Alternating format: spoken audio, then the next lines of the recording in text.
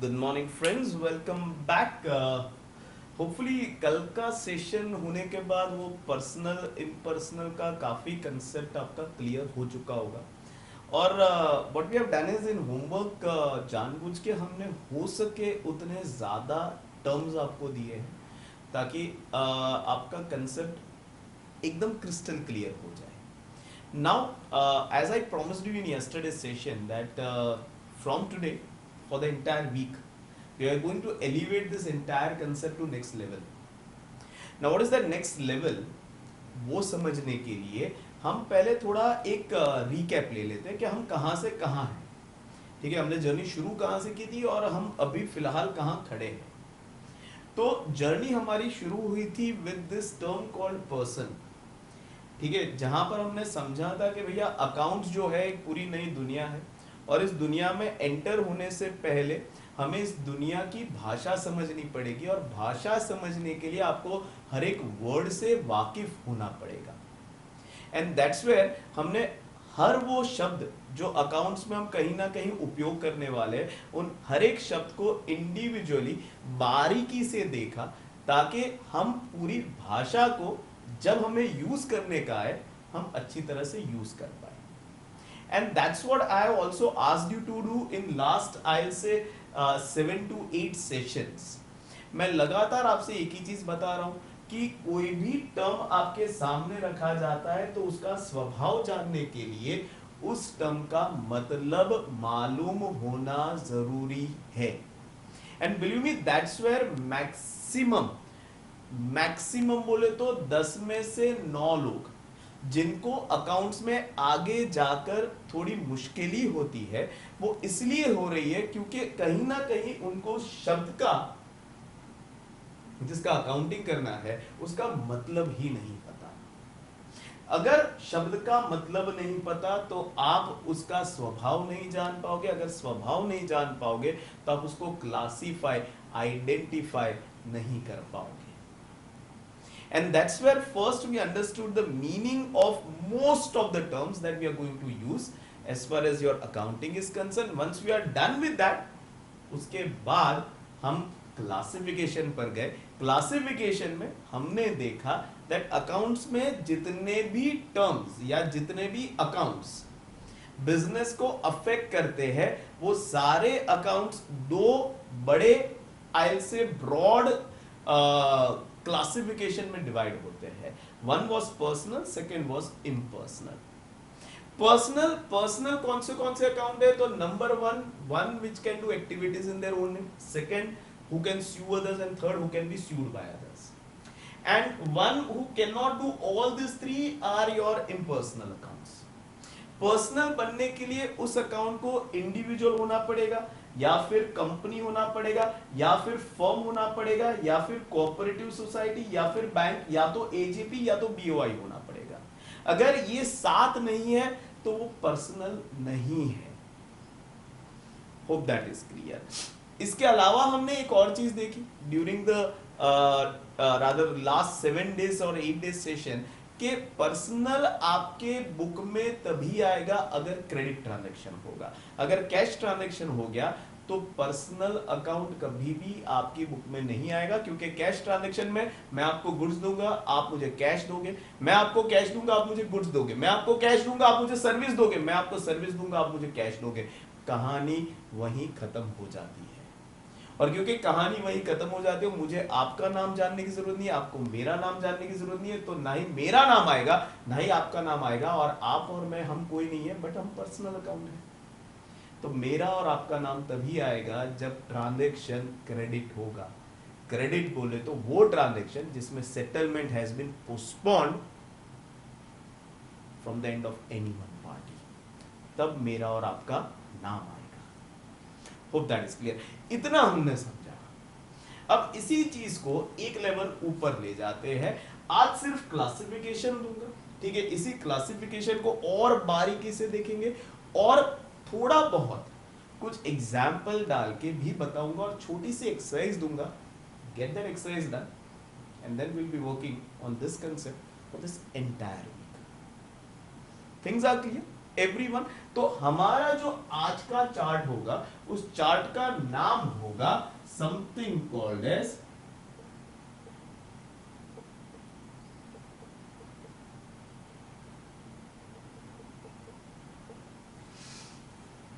Types of accounts. अब इसमें broadly I divide my accounts into two parts. अब लोगों को सर पता है पर्सनल एंड इम्पर्सनल, परफेक्ट। यहां पर मैं लिखूंगा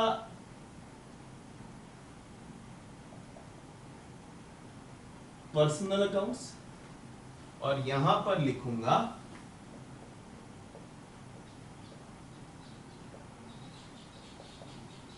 इम्पर्सनल अकाउंट्स। अब जैसे ही मैं पर्सनल लिखता हूं इम्पर्सनल लिखता हूं, होपफुली हर एक को आई थिंक वो कहानी पता है कि पर्सनल अकाउंट पर्सनल कब बनता है और इम्पर्सनल अकाउंट इम्पर्सनल कब बनता है। अगर नहीं भी पता है कोई दिक्कत नहीं, वापस बता देता हूं, ब्लू से बता देता हूं।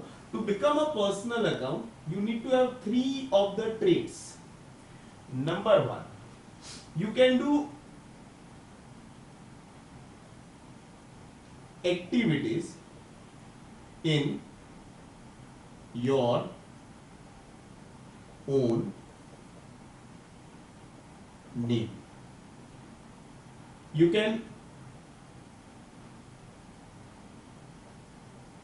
sue others and you can be sued by others। अगर ये 3 खूबियां कोई भी अकाउंट में पाई जाती है तो वो पर्सनल हो जाता है। और अगर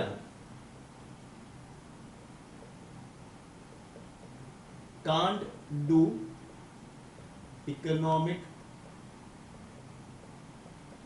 activity in its own name, can't sue others and can't be sued by others। अगर ये 3 खूबियां है तो वो इम्पर्सनल बन जाता है। फर्दर पर्सनल अकाउंट में क्या क्या आता है, तो इफ यू कैन रिमेंबर, पहले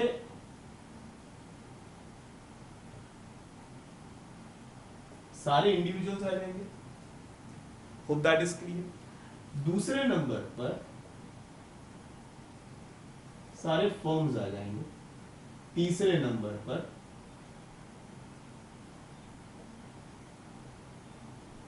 सारी कंपनीज आ जाएगी। चौथे नंबर पर सारे बैंक्स आ जाएंगे। 5वें नंबर पर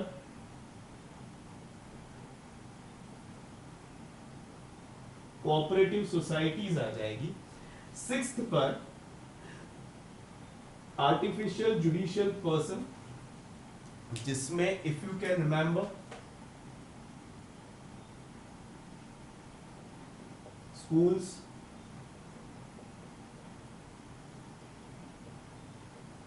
universities,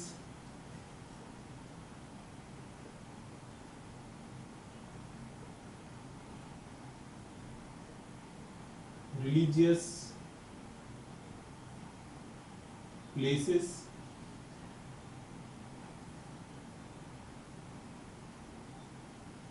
professional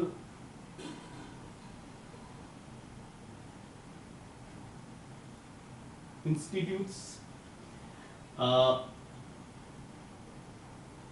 sports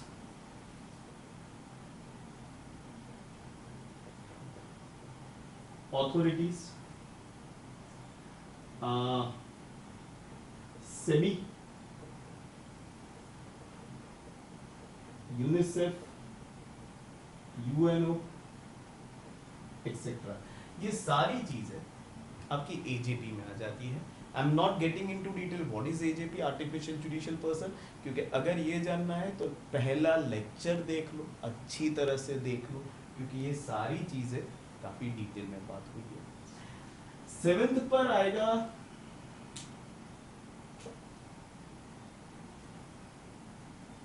BOI, that is body of individual. एक और मैं जोड़ देता हूं जो हमने ड्यूरिंग द प्रोसेस सीखा, एंड दैट एक और इज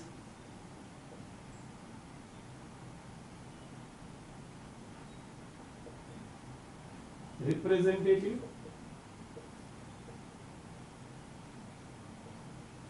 पर्सनल अकाउंट्स। इसमें 4 चीजें आती है, if you can remember, prepaid expense, it represents the person to whom you have paid but from whom you are yet to receive the service back. Pre-received income, it represents the person from whom you have received money but to whom you are yet to serve back. Outstanding expense, it represents the person from whom you have received the service but to whom you are yet to pay back. And outstanding income, it represents the person to whom you have given the service मगर जिससे पैसा मिलना बाकी है. It represents the person. Those 4 will also fall under your representative. They are somewhere individuals only, but I'll call them as representative person because उनका नाम राम श्याम घनश्याम नहीं है कि आपको तुरंत पता चल जाएगा individuals है. They are representing some individuals and that's where I am putting it as representative personal accounts. जिसमें blue में लिख देता हूँ, याद रहेगा. You have got outstanding expense, outstanding incomes, prepaid expense and pre-received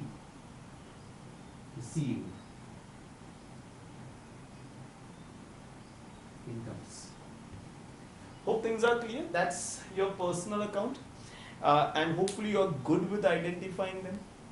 अब जैसे मैंने बताया, पर्सनल अकाउंट जो होगा वो सिर्फ और सिर्फ आपकी बुक में तभी आएगा जब क्रेडिट ट्रांजैक्शन होगा. क्रेडिट ट्रांजैक्शन यानी वो ट्रांजैक्शन जिसमें सेटलमेंट होना बाकी है, या तो मेरे साइड से या तो सामने वाले के साइड से. Hope that is clear.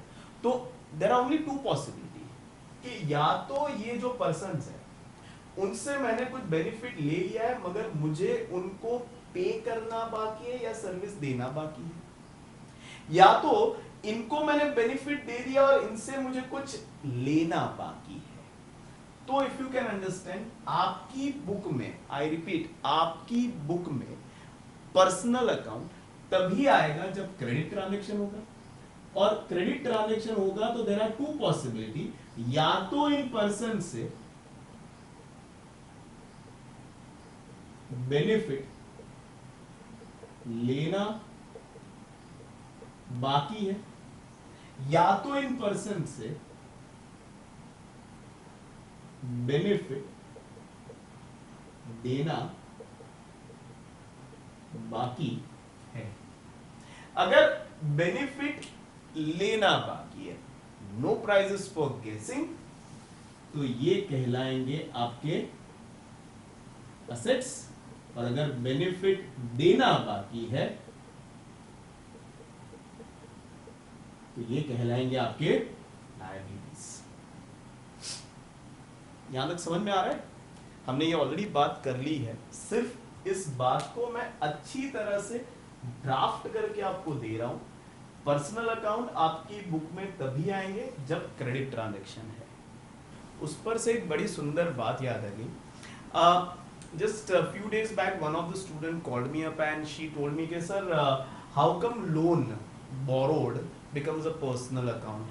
तो I was just explaining that you borrow loan और यू एडवांस लोन. जब आप किसी से पैसा लेते हो तो कहते हैं बोरोइंग ऑफ लोन. आप जब किसी को लोन देते हो तो सुनना, उसे कहा जाता है एडवांसिंग ऑफ लोन. अब लोन बोरो करे या लोन एडवांस करे, आप कोई ना कोई पर्सन से लोन बोरो करते हो या कोई ना कोई पर्सन को लोन एडवांस करते हो. It is never possible that आप कोई इम्पर्सनल अकाउंट से लोन ले सकते हो या उनको लोन दे सकते हो. They don't have that capacity, if you can understand. तो मैंने उनको बहुत सिंपल सा सवाल पूछा. पहला आई कन्विंस्ड कि it has to be person जिससे आप लोन लेते हो या लोन देते हो. दूसरा सवाल मैंने किया कि बेटा आपको पता है कि पर्सनल अकाउंट आपके बुक में तभी आता है जब क्रेडिट ट्रांजैक्शन होता है. उन्होंने बोला हाँ सर मुझे पता है. तो मैंने उनको ऐसे ही पूछा कि बेटा लोन बोरो किया, is it a cash transaction और क्रेडिट ट्रांजैक्शन. बिलीव मी 100 लोगों को पूछना कि मैंने 5 करोड़ का लोन लिया, कैश है या क्रेडिट है, 100 में से 90 कम से कम आपको बोलेंगे कैश है. क्यों पता है? क्योंकि उनके लिए कैश अंदर आया तो कैश, बाहर गया तो कैश. जो ट्रांजैक्शन में कैश अंदर और बाहर होता है उसे कैश ट्रांजैक्शन कहेंगे, जिसमें नहीं होता है उसे क्रेडिट बोलेंगे. That's what most of them understand. But you don't do it that way because we have clearly defined cash transaction. Immediate settlement तो कैश, सेटलमेंट पोस्टपोन तो क्रेडिट. हम जब लोन लेते हैं तो हमने बैंक से पैसा लिया, हमें बैंक को वो पैसा लौटाना बाकी है. So it's a credit transaction. And that's where किससे लोन लिया? बैंक से लोन लिया. तो that bank loan will be part of your books of accounts. Hope that is clear. तो एक चीज हम क्लियर कर देते हैं यहां पर before I go on the other side of the chart कि अगर कोई भी पर्सन आपकी बुक में दिखता है, कोई भी पर्सन आपकी बुक में दिखता है तो वो कभी एक्सपेंस नहीं होगा, कभी इनकम नहीं होगा, कभी लॉस नहीं होगा, कभी गेन नहीं होगा. अगर पर्सन जो आपकी बुक में दिख रहा है, अगर दिख रहा है तो वो या तो असेट होगा या तो लायबिलिटी होगा. या तो उससे बेनिफिट लेना बाकी है या तो उसको बेनिफिट देना बाकी है. There is no third possibility. Keep this very much in your mind right from here. कहानी clear? Making sense? That's personal account for you. Impersonal की बात करेंगे, आप बोलोगे सर इम्पर्सनल में नया क्या है? ठीक है ना, जो इकोनॉमिक एक्टिविटी नहीं कर सकता है, can't sue others, can't be sued by others, that's impersonal. Perfect, done. नहीं, इसमें नया आ रहा है. नया क्या है समझो. सारे इम्पर्सनल अकाउंट को जितने भी है, ठीक है, हमने बहुत सारे देखे, जैसे सैलरी देखा, वेजेस देखा, purchase, sales, purchase return, sales return, building, depreciation, machine, furniture, vehicle, discount allowed, discount received, bad debts recovered, ये सारे आपके इम्पर्सनल हो रहे थे. मगर within them also there is a classification. And what is that classification? I will divide impersonal account into 2 parts. आप लोग क्या बात करते हो सर, कितने पार्ट्स बन रहे हैं? That's classification. जो मोनिश सर आपको सिखा रहे हैं ना अकाउंट्स को, before you put it in your primary book it is classified. This is part of that classification. I'll divide impersonal account into 2 parts. One will be something called as real account, and second is something called as nominal account. Now what is real account? तो आसान भाषा में real account वो account है which is dealing with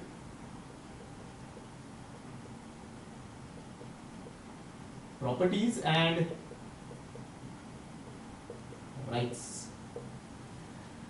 So if somebody is asking you what is real account, your answer should go like this. Real account is basically impersonal account which deals in properties and rights. देखो rights दो प्रकार के होंगे. एक इंसानों में भी अपना राइट होता है. जैसे मैंने किसी को गुड्स बेचे, सर्विस बेची, उनसे पैसा लेना बाकी है, मान लो 2 लाख के गुड्स बेचे तो 2 लाख का उस इंसान पर मेरा राइट हो गया, वो डेटर बन गया मेरा, वो भी राइट. रियल अकाउंट इम्पर्सनल भी होते हैं, जैसे मैंने फॉर्मूला बनाई और उस फॉर्मूला पर मेरा ही हक है, वो पेटेंट मेरा राइट हो गया. तो अगर राइट पर्सनल है तो यहां पर आएगा, इम्पर्सनल है तो यहां पर आएगा. Hope things are clear. Moving further, these rights and properties are further broken up into 2 parts. One to my left, one to my right. To my right first. If rights and properties are what I deal in, then on one side, उसका exact opposite. If rights and properties is what I don't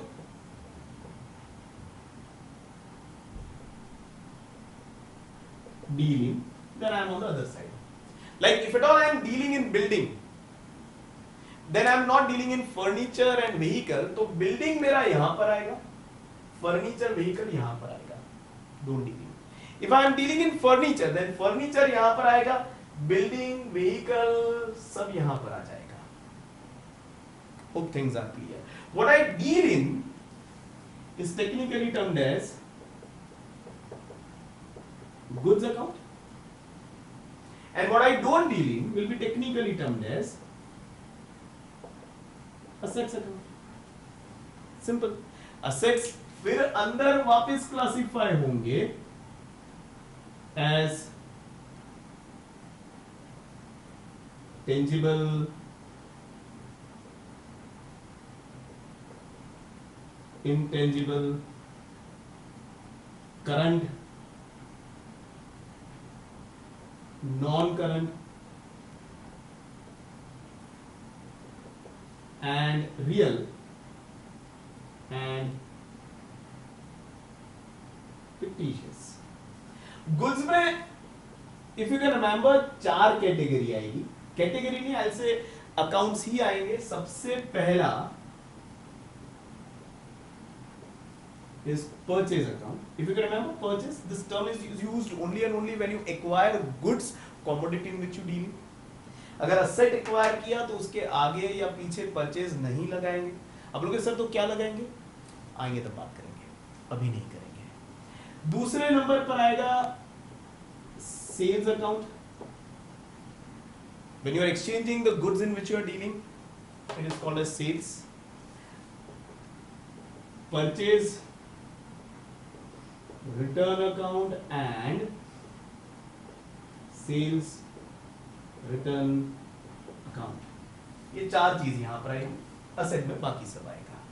What you don't deal in. कहानी clear है? So once again impersonal divided into 2 parts, real and nominal. Real is basically real account होता क्या है? तो it is account relating to rights and properties which are impersonal. If you deal in, they are termed as goods. If you don't deal in, they are termed as assets. अब आई nominal की बारी. Nominal account क्या होता है? तो जवाब है nominal account is account relating to payments and receipts. मैं जैसे ही मैं पेमेंट और रिसीट की बात करता हूं, आप बोलोगे सर पेमेंट और रिसीट, तो पेमेंट 3 प्रकार के होते हैं, revenue, deferred revenue, capital. Receipt 2 प्रकार की होती है, रेवेन्यू एंड कैपिटल. तो ये कौन से रिसीट और पेमेंट है? तो याद रखना पूरी जिंदगी, nominal account is all about payments and receipts, but which payment, which receipts? Answer is revenue payments and revenue receipts. Hope that is clear. यहां पर capital payment, capital receipt and deferred revenue payment यहां पर नहीं आएंगे. Hope things are clear everyone. Now nominal is all about payment and receipts, real is all about rights and properties. अब real को हमने 2 हिस्सों में बांटा, what you deal in, what you don't deal in. तो उसी तरह से हम नॉमिनल को एक लाइन थोड़ा सीधा कर देता हूं,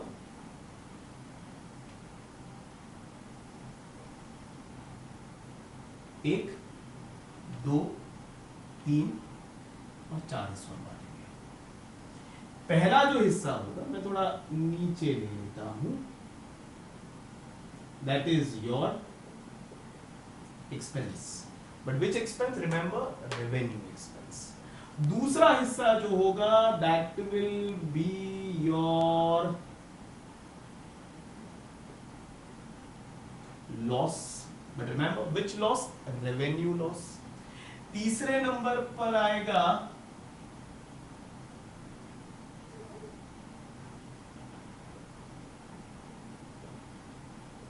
incomes, but incomes other than sales. क्यों other than sales? Because if you can smartly see, sales already यहां गुड्स में एज रियल आ गया है, तो वापस यहां पर नहीं आएगा, यानी यहां पर रिसीट्स आएगी रेवेन्यू, मगर कौन सी? अदर देन सेल्स, यानी interest received, commission received, brokerage received, dividend received, ये सारी यहां पर, और सेल्स दो इट्स अ रेवेन्यू रिसीट, वो यहां पर रियल में गुड्स। और लास्ट में आएगा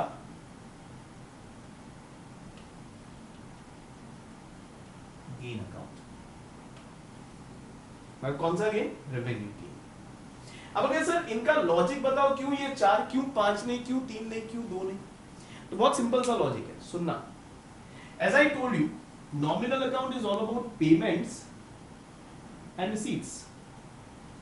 तो पेमेंट के घर से 2 बच्चे आए, कौन से? तो एक आया आपका एक्सपेंस और दूसरा आया आपका लॉस।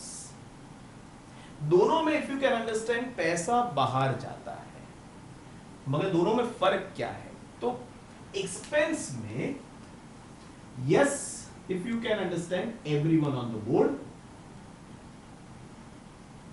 मनी गोज आउट, मगर सामने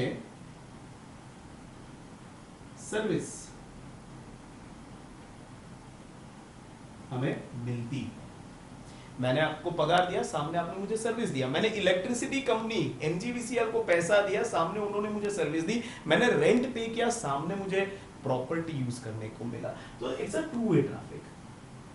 मगर loss, remember, there is only outflow of money, there is no inflow. कुछ बाहर जाता है मगर कुछ अंदर नहीं आता। That is difference between expense and a loss. Same में अगर पेमेंट के घर से 2 बच्चे आए, रिसीट ने बोला मेरे घर से भी 2 बच्चे आने चाहिए, हमने बोला ठीक है, तो रिसीट के घर से भी 2 बच्चे आए। Receipt, if you can see, arrow money comes in, इसलिए एरो अंदर आ रहा है। पेमेंट, मनी गोज आउट, इसलिए एरो बाहर जा रहा है। सेम में यहां से भी, गेन में भी इफ यू कैन अंडरस्टैंड, पैसा अंदर आता है, इनकम में भी पैसा अंदर आता है। दोनों में फर्क क्या है? तो answer is, in case of income पैसा अंदर आता है, मगर सामने सर्विस देनी पड़ती है। जबकि गेन में वन वे ट्रैफिक होता है, सिर्फ कुछ अंदर आता है, सामने कुछ देना नहीं पड़ता। तो रिसीट के वहां से 2, इनकम अदर देन सेल्स और गेन, जिसमें पैसा अंदर आता है।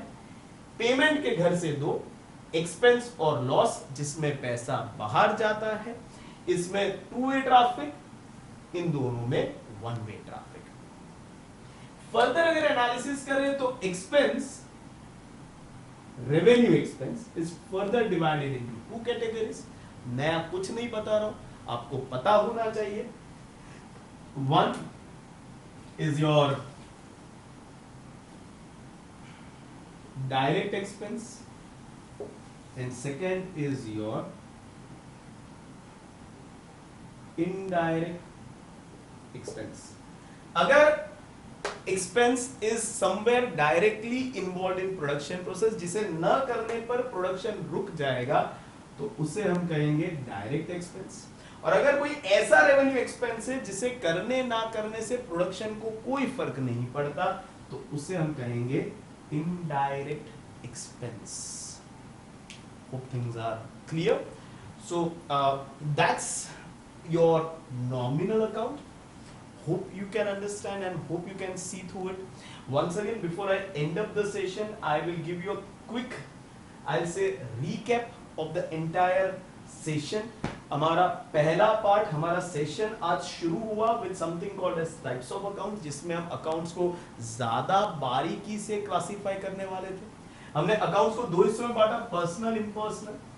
Personal, which can do economic activities in its own name, can sue others, can be sued by others, जिसमें individual, firm, company, bank, cooperative, AJPs, BOI and एक नया आया representative personal account, hopefully you are comfortable with that. Personal account तभी आता है जब credit transaction होता है, अगर क्रेडिट ट्रांजैक्शन नहीं तो पर्सनल अकाउंट नहीं। तो एक चीज पक्की है, पर्सन आपकी बुक में है तो या तो उससे बेनिफिट लेना बाकी है या तो उसको बेनिफिट देना बाकी है। अगर लेना बाकी है तो असेट, देना बाकी है तो liability, simple. Hope that is clear. On the other side, in personal account, so basically accounts which can't do activities in its own name, can't sue others, can't be sued by others. दो हिस्सों में बटे, real and nominal. If somebody is asking you what is real account all about, your answer should be it's an account relating to rights and properties. If those rights and properties is what you deal in, then they are termed as goods. If you don't deal in, then they are termed as assets. If somebody is asking you what is nominal account, your answer should be it's an account relating to payments and receipt. But which payment, which receipt? Answer is revenue payment, revenue receipt. Within which there are 4 classification: expense, loss, incomes other than sales and gains. अब बोलोगे sir 4 क्यों? क्योंकि payment के side से 2, receipt के side से 2। Sir 2 क्यों? क्योंकि एक में सामने जाएगा पैसा तो सामने सर्विस मिलेगा, यहां पर सिर्फ कुछ जाएगा, सामने कुछ मिलेगा नहीं। रिसीट में भी एक ऐसी रिसीट है जिसमें पैसा मिलता है, सामने सर्विस देनी पड़ती है, और गेन में ऐसी रिसीट है जिसमें पैसा मिलता है, सामने कुछ देना नहीं पड़ता। इसलिए 2 के 2 pair. Expense further divided into, remember only revenue expense further divided into direct and indirect. Hope things are clear. अब आते हैं कल के ट्रिविया पर। कल के सेशन के एंड पे मैंने बोला था कि लायबिलिटी अगर है तो उसे पर्सनली होना है, असेट पर्सनल भी है, इम्पर्सनल भी है। जस्ट चेक आउट, हमारे चार्ट में भी आज दिखेगा वो लायबिलिटी आपको यहां दिखी, फिर ये साइड लायबिलिटी हो ही नहीं सकती। जिंदगी में कभी भी रियल और नॉमिनल को एंड में क्लासिफाई करके कंक्लूड करके लायबिलिटी मत बोलना, कुछ भी बोल देना मगर लायबिलिटी मत बोलना, क्योंकि इम्पर्सनल चीज लायबिलिटी हो ही नहीं सकती।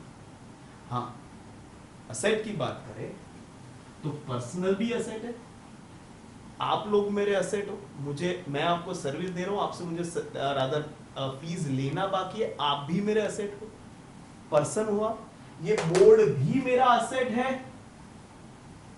इम्पर्सनल है। ये बैंक में पैसा रखा है तो बैंक से मुझे उतना पैसा लेना बाकी है, बैंक भी मेरा असेट है।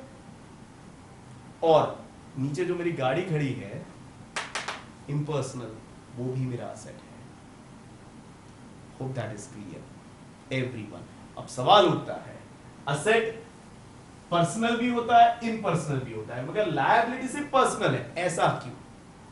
तो देखो, पहले असेट की बात करता हूं। असेट यानी जिससे बेनिफिट लेना बाकी है।